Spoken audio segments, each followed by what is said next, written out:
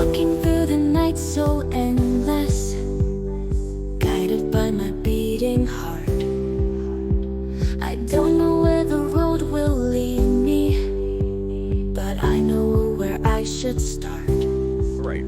Welcome to your very own deep dive. You know the drill. You sent in the stuff you want us to look at, and here we are, ready to jump in. Yeah. And today we're doing something I think is really, really cool. We're going to be taking apart some excerpts from Learn English with Song Conversation Podcast.txt. Okay.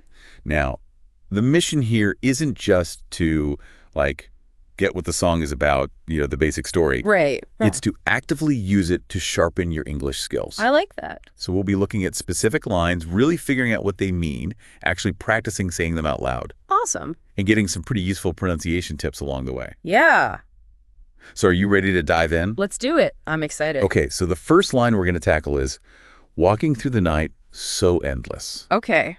When you look at that, what's the main takeaway for you in terms of the meaning? Well, the walking through part, that's describing a continuous movement. Right. It's a journey. And the night so endless, that evokes a feeling of a very long period of time. It's a period without a clear end.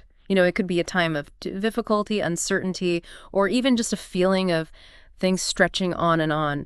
So when you put those two pieces together, it really paints a picture of perseverance. You're pushing forward, even though you're facing a challenge that seems like it might never end. Okay, I like that. So now let's get to the part where we actually, try saying it. Yes. The source suggests starting slow, walking through the night, so endless. And then, add a little emotion to it. Walking through the night so endless. Yeah, put some feeling into it. Really hit those key words. They even give us an example sentence. Even when life is hard, I keep walking through the night so endless. It's about getting those sounds out and feeling the rhythm. It totally is, because think about it, muscle memory, that plays a huge role in learning a language. Oh, for sure. So when you physically form the words and connect them to an emotion, you're really helping to solidify them in your mind. And saying it in a full sentence, well, that shows you how these words function within a larger context. Yeah, absolutely. Now, let's not forget about those little pronunciation hurdles that can trip us up. Right. For through is that the sound that can be tough for some people. The guide breaks it down as through, emphasizing that you have to voice that th. Yeah, and it's all about the placement of your tongue for that you got to get it just right. And then endless is endless, with the emphasis on that first syllable. Exactly. Stressing the right syllable is so important for understanding each other clearly. Okay, I'm ready for the next line. Guided by my beating heart. What's the insight we can get from this one? Guided by is pretty straightforward. It means being led or directed by something. Okay. But my beating heart, that's a beautiful, almost poetic way to talk about your emotions, your passions, your intuition, those gut feelings that we all have. Yeah. So basically, the line is saying that you're making decisions based on your feelings rather than pure logic. I love that imagery. The speaking practice here tells us to repeat it first, just like we did before. Guided by my beating heart. Repetition is key. And then to really say it with feeling. Guided by my beating heart. Feel it. And then there's a question for our listener. What does it mean to follow your heart? It makes you think in English about something that everybody experiences. It does. And it makes you wonder, different cultures place different values on following your heart versus your head, the emotional guidance versus rational thought. It'd be interesting to think about which societies place more emphasis on listening to your heart. It really would. That's a good point. And speaking of points, some pronunciation pointers here. Guided is guided, not guided. That second aid is almost silent. And beating has that softer t sound, so it's more like beating. Right. Little changes that can make your English sound way more natural. Subtle, but important. All right, next line. I don't know where the road will lead me. This one definitely speaks to that feeling of uncertainty about the future, doesn't it? Absolutely. I don't know is a simple statement, but so powerful, right? Yeah. It's admitting a lack of knowledge. And where the road will lead me is such a classic metaphor. It represents life's journey, that path ahead that's full of unknowns. So the whole line really captures what it feels like to move forward without knowing your destination. I like it. And the speaking practice for this one starts with a slower pace. I don't know where the road will lead me.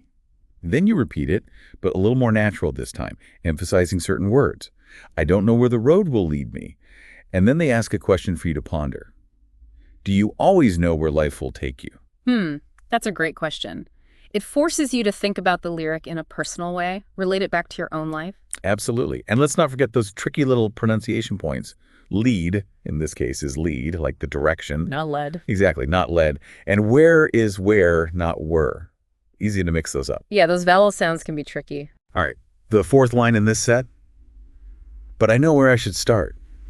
This one feels like a little spark of, I don't know, determination in the midst of all that uncertainty. Yeah, like a turning point. That but is crucial. Yeah. It signals a shift. We were unsure before, but now I know. There's a sense of confidence there, a decision made, and where I should start, that means you understand what the first step is, even if the final goal is still unclear. It's all about taking action. I like it. And the speaking practice really emphasizes those action words. But I know where I should start. And then the question this time is a really practical one. What's one step you can take to improve your English? Love it. It takes that abstract idea from the song and helps you apply it to your own life. And that connection between the song and your personal goals, that's what makes learning stick. Totally. And the pronunciation tips are pretty straightforward here. Should is should. Think of it like the word would, but with a should in front. Yeah, that works. And start needs that strong R sound at the end. Start T. Now, before we jump into the next set of lines, I just want to point out that the source has a final practice section here. Oh, yeah, those are great. They encourage you to read these lines out loud, maybe even sing along if you're feeling brave, Yeah, have some fun with it. and definitely try putting the meaning into your own words. They even suggest recording yourself speaking so you can listen back and hear how you're doing. That's huge. Being able to listen to yourself is so helpful for identifying areas to improve, and it really helps build confidence too. Okay, ready to move on to the next set. Bring it on. They say that I'm too young to see it, lost inside a hopeful dream. But if I never take my chances, life will pass just like These lines, the source tells us, kind of explore the song's message on a deeper level. And we start with, they say that I'm too young to see it. What's the feeling behind this line, the context? Well, that phrase, they say, tells us right away that we're dealing with opinions. Not necessarily facts. Exactly. Someone else's beliefs, maybe even judgments. And too young to see it implies that the speaker isn't experienced enough or mature enough to understand something. It's like being dismissed because of your age, not taken seriously. And that's something that everyone, no matter their background, can relate to at some point. I hear that. And the speaking practice for this one tells us to repeat the line, really hitting certain words. They say that I'm too young to see it. Emphasize those key points. And then they hit us with a huge question. Do you think age determines what we can understand? Whoa, that's a deep one. It really makes you challenge that assumption, doesn't it? You know, maybe different cultures see the insights of young people differently compared to the wisdom of older generations. Yeah, there's a lot to unpack there. Different cultures, different values. For sure. And let's not forget those pronunciation details. They say, has that softer A sound in say, almost like you're drawing it out. And too young has that long oo sound in too. Yeah. Little things, but they make a difference. Every detail counts. Okay, next line. Lost inside a hopeful dream. This feels kind of bittersweet to me, you know, like a mix of emotions. It does. Lost inside suggests being surrounded by something, maybe even feeling disoriented within it. And a hopeful dream represents that positive vision of the future. Something you want but don't have yet. Right. So the line captures this feeling of being adrift in your own optimism. It's like you're caught up in what could be, maybe even struggling to reconcile those dreams with what's actually happening in your life right now. Yeah, I can see that. The speaking practice for this one has us focusing on hopeful and dream. Lost inside a hopeful dream, and encourages you to make it personal. Sometimes I feel lost inside a hopeful dream, relating it back to yourself. Which is awesome because the more you connect the language to your own life, the better you'll remember it. Okay, pronunciation time. Lost has that softer T at the end, almost like you're not fully pronouncing it. And hopeful has the emphasis on the first part. Hopeful. And remember that longest sound. All right, next line. But if I never take my chances, it sets up a consequence, right? Totally. It's a warning. But if I never take introduces this idea that if you don't take action, something bad might happen. And my chances refers to those opportunities, those moments where you have to make a move. If you don't seize them, well, there's a price to pay.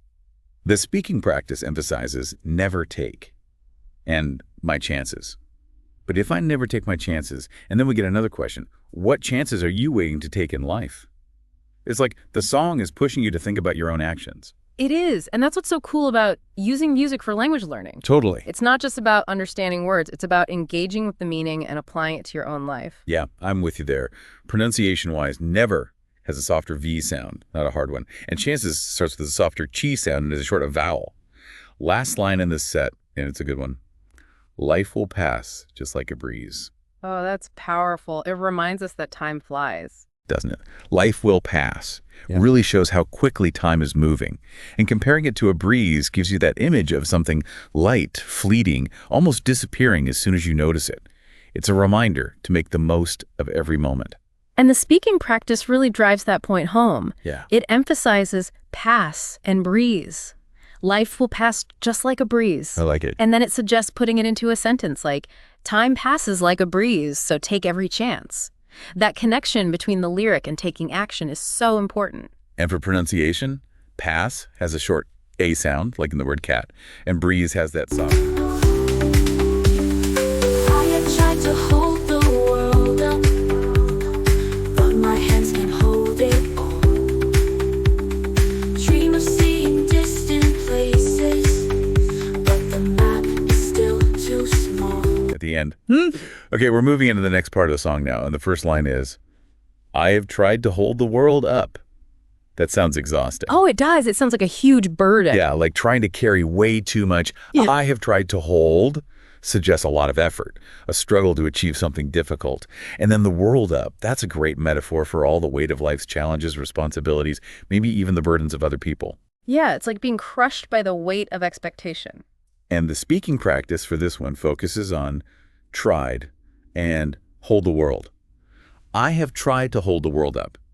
And it encourages you to say it with feeling.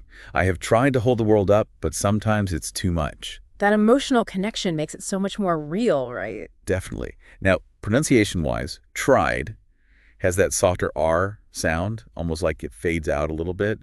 And hold has a clear H at the beginning and a long ah sound. Now, the next line is like a continuation, but my hands can't hold it all. A moment of realization. Yeah, like acknowledging that you can't do everything. Exactly. You can only handle so much. It's about recognizing your own limitations. The speaking practice focuses on can't hold and it all, but my hands can't hold it all. And it suggests using it in a way that's relatable. Sometimes I feel like my hands can't hold it all, but I keep trying. It's a feeling everyone has, right? That sense of being overwhelmed. For sure. And for pronunciation, can't has that short IA sound, like in the word apple. And hold, remember, has that clear H at the start. Okay, let's move to a more outward-looking line now. Dream of seeing distant places. Ah, the wanderlust. That's right. Dream of expresses that desire for the future. And seeing distant places, that's all about travel, exploration, experiencing new things. It's about wanting to expand your horizons. And the speaking practice encourages us to really emphasize dream and distant places. Dream of seeing distant places. It also suggests you personalize it. I dream of seeing distant places like the mountains or the sea. Making it specific makes it more real. Absolutely. Visualizing those places helps you connect to the language. All right, pronunciation time. Dream has that long E sound, and distant has the emphasis on the first syllable, distant, with a short I in the second syllable. But then we get a line that throws a bit of a wrench in things, but the map is still too small. What do you make of that? It introduces this idea that there are limits. The map, in this case, isn't just a literal map. It's more like a metaphor.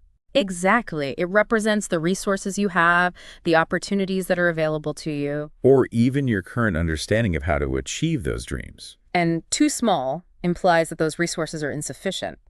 You want to reach those distant places, but something is holding you back. I see. The speaking practice for this one really highlights the map and too small. But the map is still too small. And it suggests using it in a way that captures that feeling of being limited. Sometimes my dreams feel too big, and the map is still too small.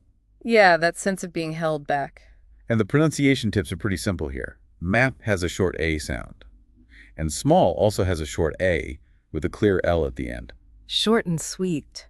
Okay, we're getting into some really heartfelt lines. Wish that I could stay forever. Fearless reaching for the sky. Life's a game for every dreamer. starting with, wish that I could stay forever, Oh, that's a universal longing. isn't it? Wanting to hold on to something good. Wish that I could expresses that yearning for something that's probably impossible. Yeah, you can't freeze time. And stay forever is about wanting to remain in that perfect moment, that ideal situation. It speaks to our human desire to resist change. The speaking practice for this one focuses on those key words. Wish that I could stay forever. Nice and clear. And it encourages you to connect it to your own life with a sentence like, I wish that I could stay forever in this peaceful place. Making it personal makes it more powerful. Absolutely. And for pronunciation, wish has that short I sound and a clear sh at the end, and stay has a long A sound. Next line is full of ambition.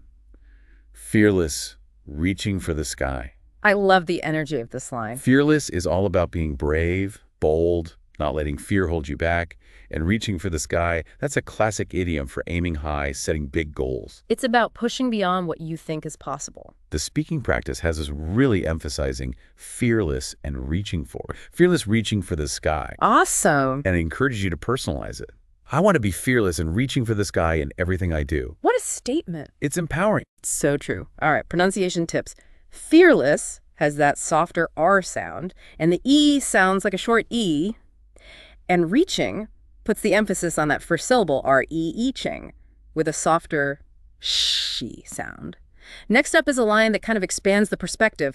Life's a game for every dreamer. Oh, okay. I like this one. Life's a game implies that life has rules, challenges, maybe even a bit of luck involved. It suggests you need strategy and resilience to navigate it. Yeah, it's not always fair or predictable. Exactly. And for every dreamer means it applies to anyone who has hopes and dreams, no matter who they are or where they come from. It's a level playing field in that sense. The speaking practice for this one really highlights those key phrases. Life's a game for every dreamer. Makes you want to shout it from the rooftops. Right. And it poses the question, life's a game for everyone who dares to dream. It's a pretty cool way to look at things.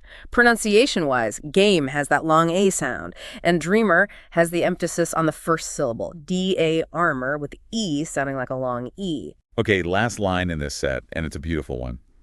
Love's the key we hold inside. That's so powerful. It says so much in so few words. Love's the key puts love front and center, suggesting it's the most important thing, the thing that unlocks everything else. It's like the secret weapon. And we hold inside emphasizes that it comes from within. It's not something external. It's about inner strength, self-love, and the love we have for others. The speaking practice for this one focuses on love's the key and we hold inside. Love's the key we hold inside. Simple but profound. And it suggests using it in a way that really shows its potential. Love's the key we hold inside, and it opens our hearts to the world. What a beautiful thought. Pronunciation-wise, love has a short U sound like in cup, and inside is a short U sound at the beginning and that softer sound. All right, we made it to I didn't know I was lost, but now I see. I didn't know, now I know that I am free. final lines of the song, and they really show a huge shift in understanding. It starts with a repetition. I didn't know. Emphasizing that lack of awareness, right? Yeah, like something important was missing before. It creates a sense of anticipation, like, okay, something big is about to happen. The speaking practice for this one is all about the rhythm of that repetition. I didn't know. And it prompts you to think about your own moments of realization. I didn't know I was capable, but now I see my potential. Those moments when you discover something new about yourself. Exactly. Pronunciation-wise, didn't has that short I sound and a softer T at the end, almost like didn't. And no, remember, that silent K at the start and a long O sound. Okay, next line. I was lost, but now I see. The turning point. That's it, the light bulb moment. I was lost shows that confusion, that lack of direction. And then now I see, boom, everything becomes clear. Exactly. The speaking practice emphasizes that contrast. I was lost, but now I see. And it suggests personalizing it. I was confused, but now I see the solution clearly. Articulating that transition from uncertainty to understanding. Yeah. Pronunciation. Lost has that shorter sound.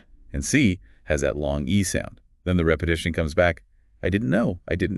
Driving it home. Right, like really emphasizing how much things have changed. Makes the final revelation even more impactful. Speaking practice for this one tells us to add even more emotion. I didn't know. I didn't know. And to think about a big realization, I didn't know how strong I was until now. Oh, that's deep. And a reminder on no.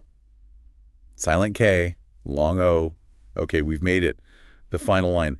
Now I know that I am free. Freedom. It's like the combination of everything that came before. You go from not knowing, maybe feeling trapped, to having knowledge and feeling liberated. Powerful stuff. So powerful. The speaking practice really hits those key phrases. Now I know that I am free. Yes. And it encourages you to turn it into a personal declaration. Now I know that I am in control of my destiny. What an ending. It really is. And the final pronunciation points. Free has that long E sound. Yeah. And now has that diphthong, the combination of two vowel sounds. So there you have it, a deep dive into these song lyrics. We didn't just figure out what they meant, we actually practiced saying them and learned how to pronounce them correctly. And by engaging with them in this way, you're not just learning English, you're connecting with the emotions and ideas in the song on a deeper level. Absolutely. The source encourages you to go back and revisit those final practice sections. Maybe even try singing along if you want to. No judgment here. And definitely speak the lines in your own way. Maybe even record yourself to hear how you sound. I can't emphasize enough how important that is. It helps you take ownership of your learning. So as you think about all this, about learning English through something as cool as music, what other things do you love that you could use to learn? What other passions or interests could you explore that would make learning English fun and exciting? That's a great question to leave our listener with. It's all about finding what works for you, what sparks your curiosity, and makes you want to learn. Absolutely. Thanks so much for joining us for this deep dive. We hope you found it helpful on your journey to mastering English. So wait